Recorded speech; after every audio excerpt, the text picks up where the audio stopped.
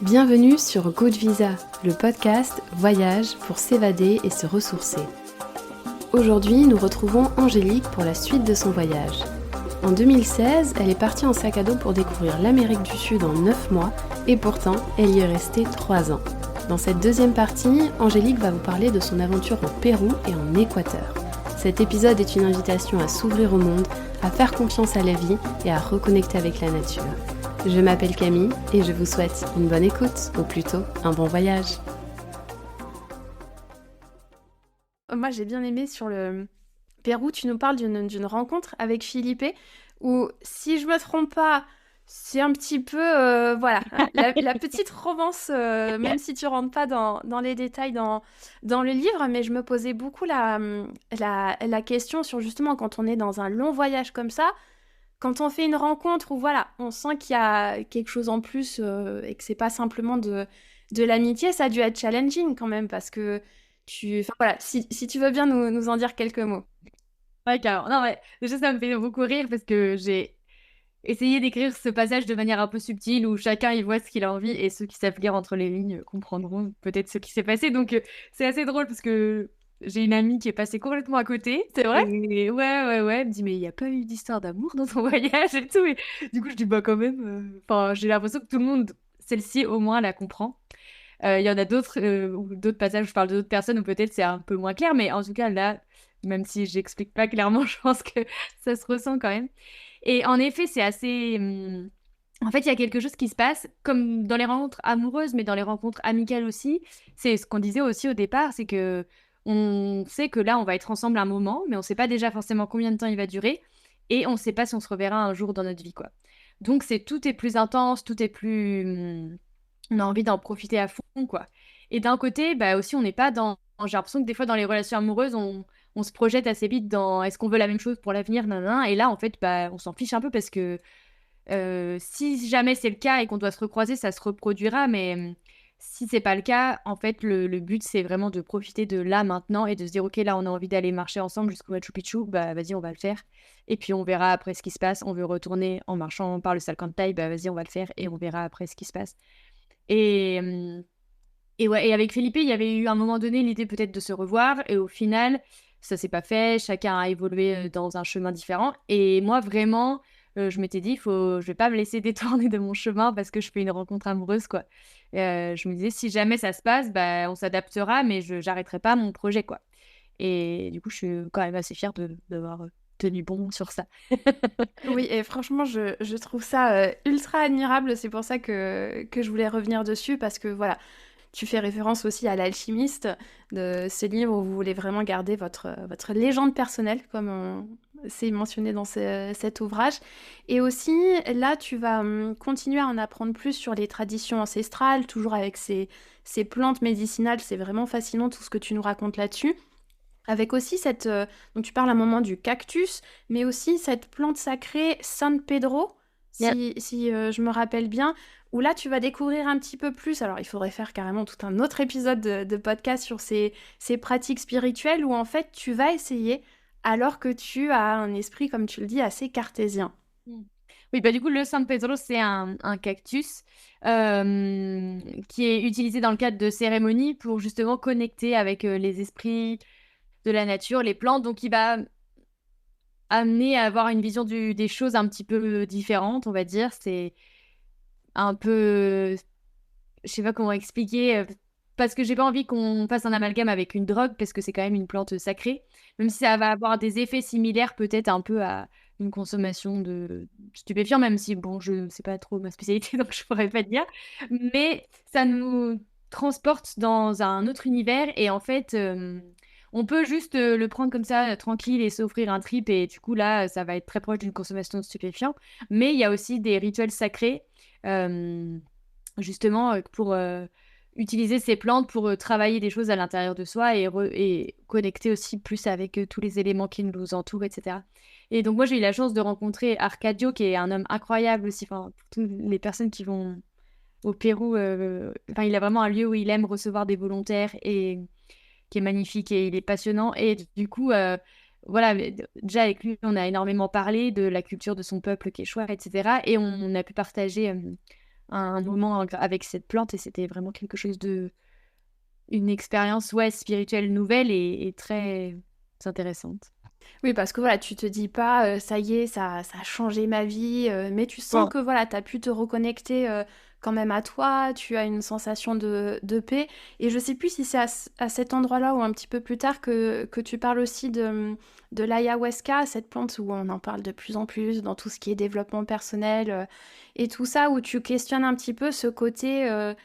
Justement, voilà, perdre un peu ce côté très sacré par rapport à ces plantes, par rapport à ces herbes médicinales, ou même ça en devient un business. Enfin, je sais qu'il y a de plus en plus d'auteurs qui écrivent là-dessus pour dire attention, en fait, on part pas faire 2 semaines en Amérique du Sud pour essayer ce type de plante, voir des choses, voyager avec son âme et ainsi de suite, et après on rentre. Non, ils ont vraiment pris le temps de t'expliquer tout ce qu'il y avait derrière et casser un petit peu ce mythe où je crois que voilà, c'est un petit peu vers la fin du livre que tu expliques qu'il faudrait pas non plus perdre tous ces savoirs ancestraux, qu'on peut tirer au final peut-être le meilleur de et ce monde moderne et ce côté plus traditionnel.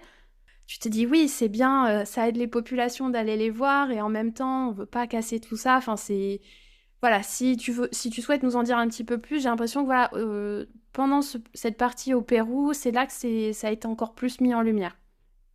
Oui, ben, en fait, l'ayahuasca, donc c'est vraiment En fait, c'est une racine qui pousse dans la forêt amazonienne. Si on la prend toute seule, ça va nous faire aller beaucoup aux toilettes et ça va nous nettoyer de l'intérieur. Mais quand on la mélange avec une feuille qui s'appelle la chacruna, ça va révéler les uns ensemble des effets et du coup, c'est un mélange que les chamans utilisaient pour se connecter avec les esprits des plantes. Donc traditionnellement, c'est ça l'ayahuasca, c'est vraiment réservé à ces personnes-là qui vont le prendre pour se connecter avec les esprits des plantes et diagnostiquer les maladies des patients qui viennent les voir.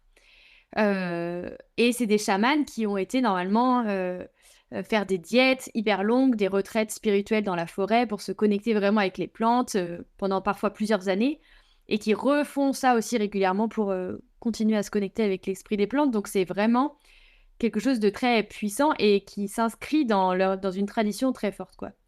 Euh, et dans les années 70, donc comme l'explique Pedro Favarón, qui est un anthropologue que j'ai rencontré là-bas, il y a eu un peu la révolution psychédélique, etc. Et du coup, des personnes se sont rendues compte qu'on pouvait s'offrir un petit voyage dans le monde, voilà, grâce à ça. Et du coup, ça a commencé à modifier la pratique, en fait, où des gens ont pris juste de l'ayahuasca comme ça, sans respecter la tradition, sans respecter le processus spirituel qui va avec, on va dire. Et petit à petit, il y a aussi des personnes issues des communautés qui se sont rendues compte que, bah, en fait, il y avait des Européens ou des Américains, enfin des Occidentaux en gros, qui étaient intéressés par ces usages et qui étaient prêts à payer pour ça en fait. Euh, Sans forcément respecter plein de rituels, etc., qui voulaient juste vivre une expérience en fait. Et du coup, ça a modifié pas mal les pratiques parce que ça amène l'argent en fait au milieu de ça. Et on peut pas dire au peuple, bah non, profitez-en pas quand même, restez dans vos traditions. Et en même temps, d'un autre côté, c'est un peu dommage parce que ça bouleverse complètement les choses. Voilà, c'est la situation un peu qui se passe aujourd'hui. Mais dans tous les cas, après, ça c'est un autre sujet à creuser. Mais probablement, l'ayahuasca, il a quand même des effets euh, sur le intérieur pour soigner tout un tas de choses. Mais pas, en effet, si on va le prendre un soir, on prend le bateau, on va dans la forêt, on revient le lendemain. Enfin, faut que ça s'intègre dans un processus vraiment plus long. Sinon, on va juste faire un petit trip dans les étoiles et puis c'est tout, quoi. Un trip dans les étoiles, je trouve que c'est très mignon dit comme ça. Mais merci voilà, de nous avoir partagé ça aussi, parce que dans ce voyage, dans cette partie du voyage au Pérou, voilà, tu rencontres à nouveau plein de guérisseuses, tu rencontres même ce qu'on appelle des sorcières à certains moments. Donc c'est vraiment fascinant ce passage-là, comme tu le disais, des chamans. À un moment, tu testes même les huttes de sudation avec les tambours, où t'es amené en fait à lâcher prise. Il y a cette chaleur intense. Enfin voilà, j'ai beaucoup aimé ce passage où on sent que bah, tu plonges au plus profond de toi-même en fait et tu découvres peut-être ta force aussi dans ces moments-là. Oui, bah oui, oui, oui. En fait, ça. je sais pas, c'est difficile de remettre des mots dessus, surtout que depuis, finalement, ça n'a cessé d'évoluer et de se nourrir par différentes pratiques que je peux avoir. Mais euh, oui, en fait, je me suis assez ouverte à découvrir des pratiques spirituelles qui pouvaient m'ouvrir sur une autre vision du monde plus large, en fait. Rajouter un peu comme une quatrième dimension à la vie, finalement. Et c'est hyper riche parce que, ouais, ça reconnecte à une espèce de force. Et en fait, je vois à quel point ça me soutient encore vachement dans ma vie de tous les jours, quoi. De pouvoir reconnecter avec ça. Voilà, même plusieurs mois après au final. Ouais, oui, oui, même année. Même année, ouais. Et j'aime beaucoup parce qu'en plus, tu insistes là-dessus de dire qu'au début, tu avais vraiment un esprit très cartésien, pardon. Et au final, voilà, ça t'a ouvert de nouvelles portes. Et je pense, mon passage préféré, j'espère que tu m'en voudras pas de le partager à l'audience, mais c'est quand tu es au Pérou que tu tombes sur une femme qui te dit, ben, en fait, tu es d'ici. Ça se sent que tu es né en Europe, mais que tes racines sont ici. Enfin, tu vois, rien que de le redire, j'ai à nouveau les frissons et ça a dû te bouleverser, j'imagine, quand elle t'a dit ça, cette dame. Ouais, c'était assez étonnant. C'était dans le cadre d'un rassemblement spirituel, justement, avec des maestros, des curanderos, enfin des guérisseurs qui venaient de plusieurs communautés et qui se rassemblaient. Un peu l'idée, c'était de se réunir ensemble pour prier pour la terre, pour la nature, voilà, tout, on va dire, type de croyances confondues. Et en fait, lors du dîner, on discute avec des gens, enfin voilà, comme ça. Et en fait, en parlant de ça, elle me dit ça, elle me dit, mais si, tu viens d'ici. Et là, j'étais là, mais enfin, comment c'est possible? En fait, c'est pas possible. Enfin, et elle me dit, mais si, mais dans une ancienne vie, t'as dû vivre là.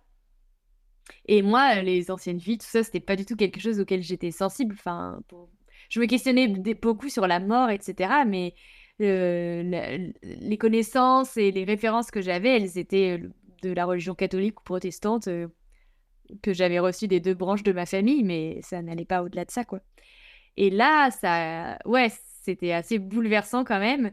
Et 2 ans plus tard, je suis retournée à ce même rassemblement. En fait, ça s'appelle la Kiva, et donc c'est un cycle de 4 ans qui s'ouvre. Et donc, c'était la dernière année à cet endroit-là, à Tarapoto, au Pérou. Et là, j'en parle avec un autre homme, médecine, qui me dit, bah écoute, on va demander au pendule. Alors là, pareil. Enfin, et du coup, il demande à son pendule, et en fait, il confirme ce qu'a dit là, cette femme. Après, voilà, j'en fais ça a pas sur le coup, si enfin, c'était quand même très émouvant et ça amène peut-être une clé de compréhension à certaines choses. Après, ça bouleverse pas radicalement la vie et on n'y croit pas, peu importe. Mais en tout cas, bah moi, je me suis souvent un peu questionnée sur mes racines et sur ce que je faisais dans cette société et dans laquelle je me suis pas toujours sentie à ma place. Et au final, là, comprendre peut-être ces choses-là, ça permet de donner une petite clé de compréhension à ce mal-être que j'ai pu ressentir parfois et tout ça. Bien sûr, après, voilà, libre à chacun d'y croire, pas y croire. Enfin, c'est même pas le mot croire, mais en tout cas, merci de le partager avec nous. Moi, ça m'a beaucoup touchée, en tout cas. Donc là, voilà, on arrive un petit peu sur la fin du voyage, mais pour tenir l'exercice jusqu'au bout, 3 mots pour décrire le Pérou. 3 mots pour décrire le Pérou. Bah, Amazonie. Cuy, c'est le cochon d'Inde, qui est un plat souvent mangé là-bas, alors pour surtout les moments de fête. Euh, et Machu Picchu, parce que quand même, voilà, pas le Machu Picchu touristique, mais toute cette expérience, ce voyage qu'on a fait en prenant un mois à traverser toute la vallée sacrée pour aller au Machu Picchu et en revenant par ce Nevado Salcantay, magnifique, cette montagne sacrée aussi. Et voilà. Donc là, ensuite, tu vas repasser un petit peu par le Mexique, tu vas retourner un petit peu au Pérou, tu vas faire un peu d'alpinisme avec une copine, parce que ça aussi, tu as pu avoir des copines qui t'ont rejoint sur certaines étapes de ton passage. Et après, il y a l'Équateur, à la fin, où là, en fait, tu vas y passer 1 an. Ouais, même 1 an et demi Un an même. et demi, oui, pardon. Ouais. Est-ce que tu peux nous en toucher quelques mots? Alors, l'Équateur, c'est un peu étonnant parce que rien ne s'est passé comme prévu. J'avais fait aussi une petite liste de personnes à rencontrer, de projets à aller voir, etc. Et j'ai contacté des gens, personne ne m'a répondu. Et en fait, tout s'est fait de manière aléatoire, autrement, par des rencontres, par hop, on va dormir chez des gens. Enfin, tu vois.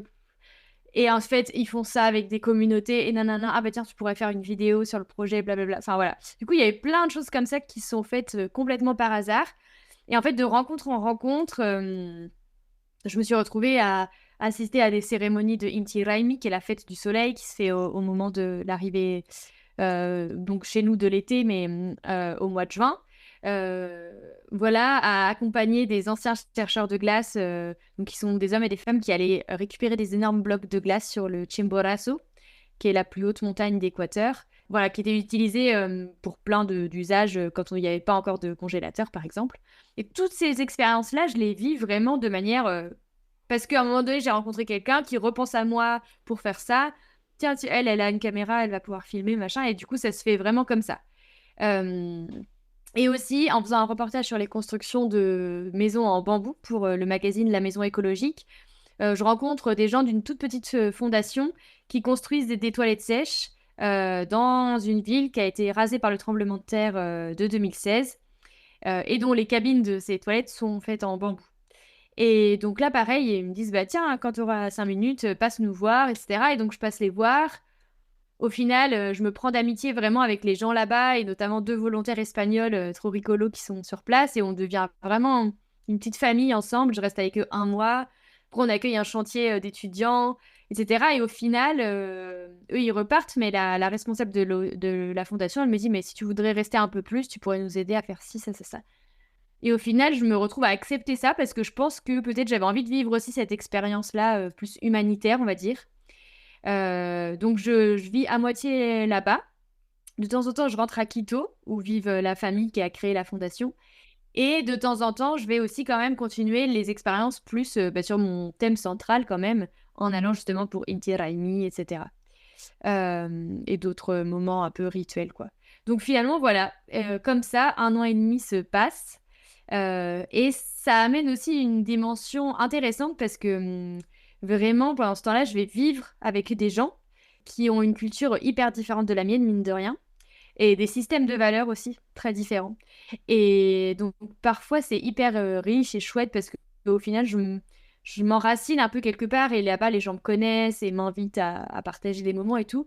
Mais malgré ça, bah, je reste quand même hyper différente d'eux. Ils restent très différents de moi. Et parfois, ça crise, quoi.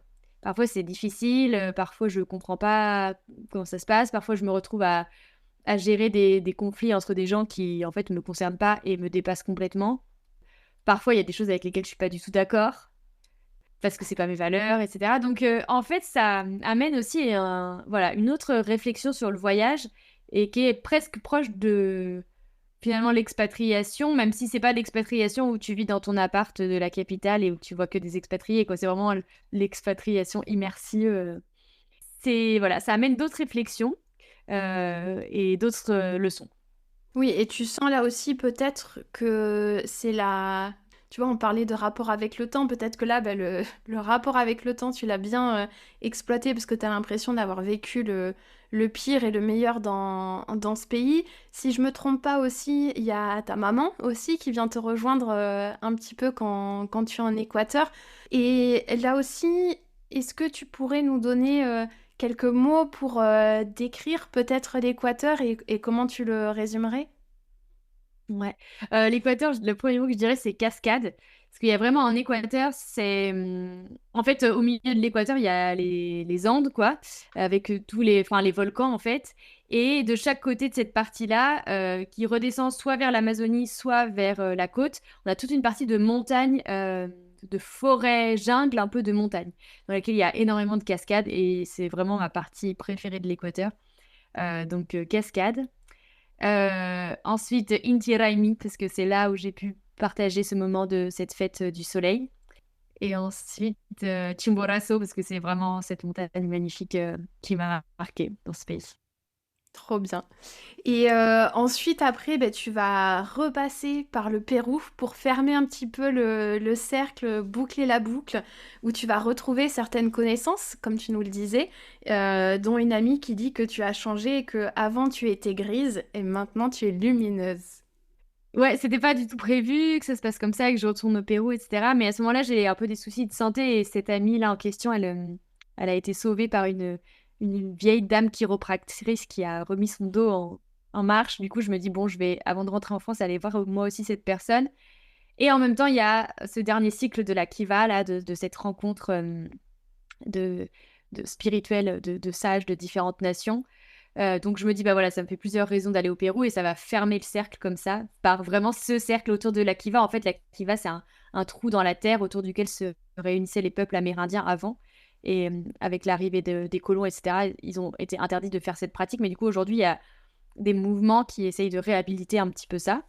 Donc vraiment, on est réunis autour d'un cercle et voilà, ça, ça boucle la boucle comme ça.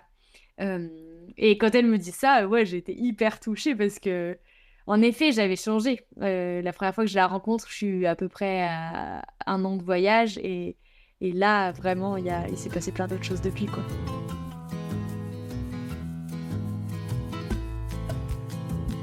Certaines grandes thématiques en fait sur lesquelles j'avais envie de revenir si c'est ok pour toi. Déjà cette notion de voyager seule en tant que femme seule à travers tous ces pays, même si voilà tu as fait mais et ça m'a bluffé le nombre de rencontres que tu fais où voilà tous ces contacts où t'as pas eu peur d'aller contacter les uns les autres et de te laisser porter en fait par ces rencontres. Tu expliques qu'au début tu as peur et petit à petit quand même tu savoures cette liberté d'aventurière où t'as pas besoin de faire de compromis, que tu te sens libre. Et ce qui t'a beaucoup guidé, en fait, c'est ton instinct. Oui. Et en vrai, c'est vrai qu'au départ, je voulais pas forcément partir seule. J'avais envie de partir avec quelqu'un parce que ça me faisait peur un peu d'être seule. Et en vrai, je me rends compte à quel point ça a été précieux parce que voilà, si j'avais été avec quelqu'un d'autre, peut-être bah, le voyage n'aurait sans doute pas duré aussi longtemps. Euh, J'aurais pas été aussi libre de faire ce que je voulais, quand je voulais, faire demi-tour, rester plus longtemps, etc. Même si c'était aussi très précieux les petites parenthèses où mes amis sont venus me voir et ça, je les en remercie. Mes amis, ma maman d'ailleurs aussi, parce que vraiment, c'était des moments aussi hyper forts et précieux. Mais voilà, aussi être seule, ça permet vraiment d'aller, je pense, dans l'essence de ce qui est le fait pour nous à ce moment-là de notre vie et où on va pouvoir faire des choix à soi-même tout le temps, avec notre intuition justement qui nous guide pas mal. Euh, et oui, et ça n'empêche pas d'avoir peur à certains moments, mais vraiment ça... Au final, je me suis rendu compte que le voyage devenait vraiment un mode de vie et que c'était pas juste un voyage, c'était vraiment devenu un mode de vie nomade qui à ce moment-là de ma vie me correspondait pleinement. Et en parlant de peur, moi, il y a vraiment... bon, je suis une grande froussarde, mais donc je suis pas le meilleur exemple, mais il y a des moments où tu me bluffes parce que... par rapport au moment où tu fais du stop, parce que ça aussi, c'était quand même une composante essentielle de cette aventure, tout le stop que tu as fait. Ou des fois, tu rentres avec des gens et je sais plus comment tu le reformules, mais tu dis un petit peu, allez, on va faire confiance à ma bonne étoile. Tu dors peut-être pas sereinement des fois, ou t'es pas toujours très relax, mais à la fin, tu te dis, ah, merci l'humanité, merci la vie, parce que tu fais quand même quelques coups de poker par moment. Ouais, ouais, ouais. Il y a, à un moment donné, il y a 2 conducteurs de bus qui m'emmènent et qui me proposent de dormir dans le bus avec eux le soir lors d'une escale. Et là, je me dis, mais est-ce que vraiment je vais faire ça? Ou est-ce que je vais me prendre une chambre d'hôtel, quoi? Parce que au final, ça coûtait 8 $ la chambre d'hôtel. Donc, c'était pas, ça ruinait pas mon budget finalement. Mais je me dis, mais non, je fais du stop, c'est pas pour aller à l'hôtel. Enfin, là, c'est un peu mon ego ou je sais pas, quelque chose, en moi qui se dit, ben non. Le but, c'est la rencontre, c'est pas d'aller dormir toute seule dans ma chambre d'hôtel. Et en même temps, peut-être je prends un risque si je reste à dormir dans le bus avec ces deux personnes. Et au final, ils me disent, ils comprennent un peu mon hésitation et ils me disent, bah écoute, viens dîner avec nous et tu vois, et voilà. Bon, on dîne ensemble, trop bien. Et en fait, après, et je pense aussi pas mal à Ludovic Höbler à ce moment-là, parce que lui, dans son livre, il raconte vraiment toutes les manières complètement incroyables dans lesquelles il a dormi. À la fin, il avait même plus de toile de tente, peut-être même plus de duvet, je sais plus, mais et il dort dans des conditions incroyables. Et en fait, je me dis, si j'étais un homme, en fait, je me poserais pas la question, je dormirais dans ce bus. Alors, d'un côté, bah, il faut que ça me pousse de penser ça, mais d'un autre côté, il faut pas que ça me mette en danger non plus. Et en fait, je crois que c'est toujours un peu ça surtout quand on est une femme et qu'on voyage toute seule, de trouver la limite entre oser et pas faire du fait qu'on soit une femme un frein, mais pas non plus se mettre en danger à cause de ça. Et du coup, c'est toujours un peu ambivalent, quoi. Et donc là, finalement, j'ai décidé de dormir dans ce bus. J'ai mis mon matelas gonflable au milieu de la rangée. Et bon, j'ai pas dormi hyper sereinement, mais le lendemain matin, ils m'ont réveillée, ils m'ont apporté un petit déjeuner. Et c'était trop mignon, quoi. Ouais, trop Ils vont chou. chercher auprès de tous leurs collègues un autre bus qui allait m'emmener en stop jusqu'à Quito, quoi. Mm. Mais franchement, bravo. Chapeau, moi c'est vrai que j'admire beaucoup parce que même enfin ça aussi c'est tout un autre débat, mais partir en bivouac seul, tu l'abordes aussi d'aller camper toute seule dans la montagne. C'est vrai que bah, un homme ne va pas du tout se poser la question. Mais voilà, c'est tout un autre débat. Donc en tout cas, merci de nous avoir confier bah, ta façon d'avoir abordé les choses. Et une autre notion sur laquelle j'aimerais bien qu'on revienne, c'est l'accueil dans les familles. En fait, parce que tu as été accueilli par plein de familles dans tous ces pays que tu as pu visiter. Et tu expliques que bah, des fois, c'est un petit peu, comme on dit en anglais, c'est un petit peu awkward, c'est un petit peu gênant, ou des fois, tu es un petit peu mal à l'aise. Et au final, il y a une grande affection petit à petit qui arrive. Tu sens que tu fais part d'une famille. Et comme ce que tu disais tout à l'heure par rapport quand on parlait des rencontres amoureuses en voyage, vous savez que c'est temporaire, mais du coup, ça rend la chose encore plus intense. Et moi, ce que je trouvais trop touchant, c'est à la fin, quand ils te donnent toujours, quand tu quittes une famille, c'est, ah ben tiens, pour manger cet après-midi, enfin, tu repars toujours avec ton petit Ouais, paquet, et je trouve ça tellement émouvant, en fait. ouais, c'est vrai que oui, il y a toujours ce moment un peu gênant au départ parce enfin, depuis que j'en parle, je me mets à la place. Je me dis, moi, si quelqu'un a débarqué chez moi et me disait, est-ce que je peux rester chez toi pour découvrir ta culture?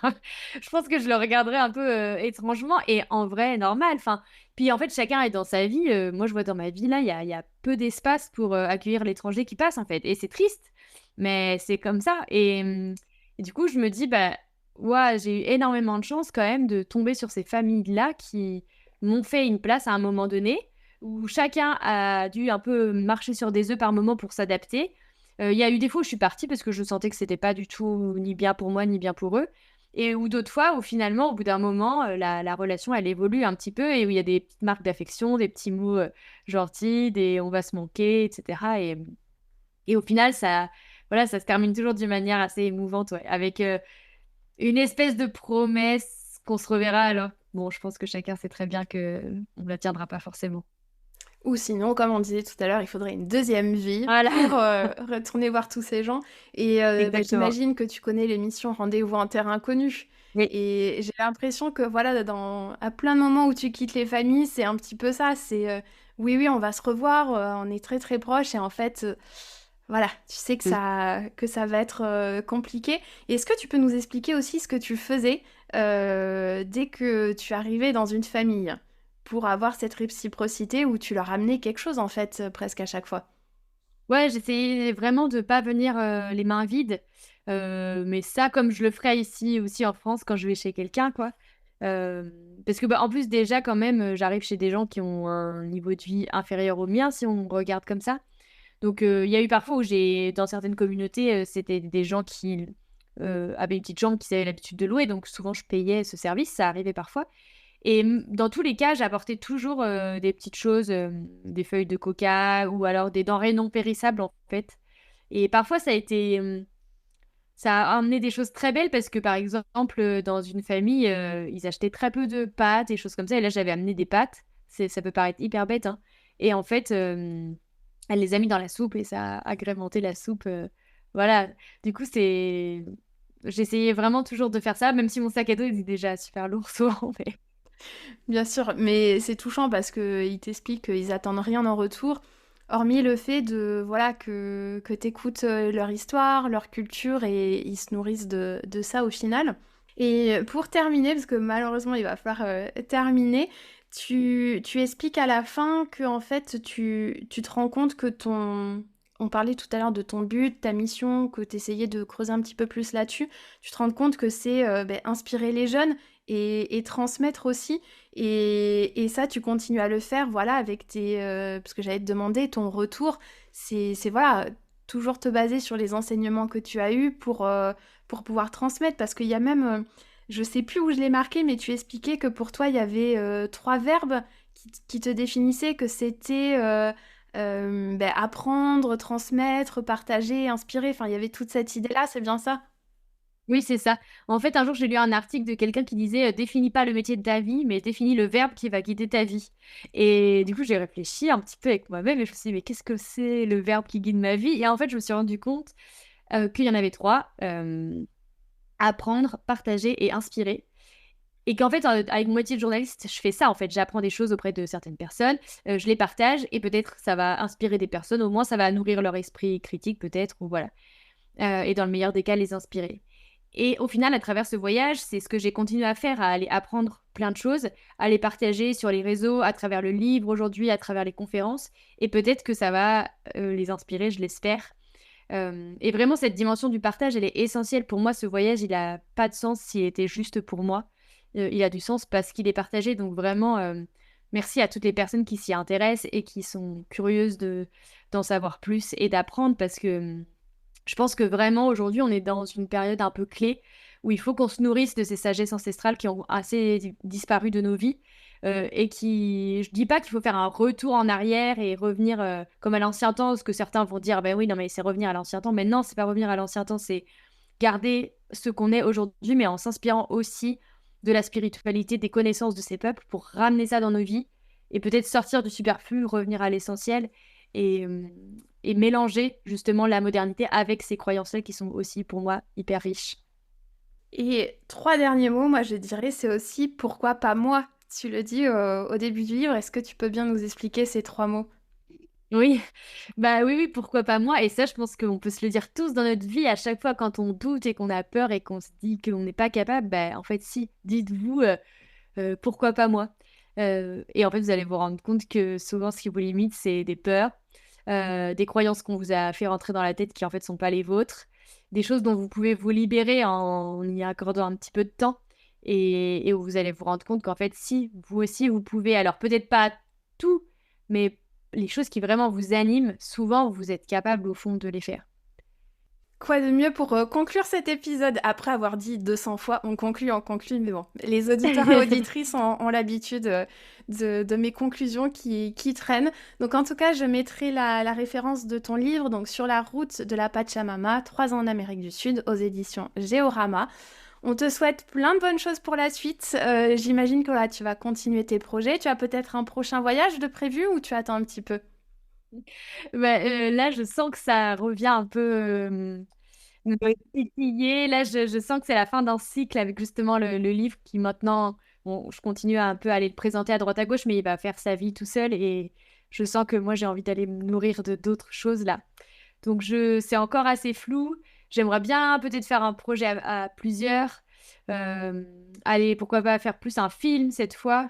Ça me fait encore très peur en fait ça. Du coup, ouais, en fait, bon, pareil, hein, même on peut dire faut pas avoir peur, nanana, et en fait, ça revient. Pourquoi pas toi? Ah, voilà, et donc pourquoi pas moi? Donc je crois qu'il faut que je me le relise à moi-même en fait. Voilà, donc j'ai plein de projets, enfin j'ai plein d'idées. Pour l'instant, je sens que c'est un peu une période de flou où il va falloir que je choisisse un peu le chemin, mais qu'il y a plein de possibles. Parfait. Ben, en tout cas, encore merci à toi, Angélique. Bonne route. Et voilà, ça y est, moi je suis en Amérique latine. J'ai toutes ces images. Merci de nous avoir fait rêver, de nous avoir inspirés. À bientôt, Angélique. Merci, à bientôt. Merci à vous. Merci pour votre écoute. J'espère que cet épisode vous a plu, qu'il vous a permis de vous évader et de vous ressourcer. J'ai besoin de vous pour que l'aventure Good Visa continue. Vous pouvez vous abonner sur votre plateforme préférée afin de suivre les nouveaux épisodes. Si ce n'est pas déjà fait, vous pouvez laisser 5 étoiles et un avis et même en parler autour de vous. Il y a aussi le compte Instagram Good Visa Podcast, tout attaché, que vous pouvez suivre où je poste régulièrement des photos et des vidéos pour illustrer les épisodes. Ça me touche énormément quand je reçois vos retours, alors vraiment n'hésitez pas à me faire un mot. Merci à vous, à bientôt.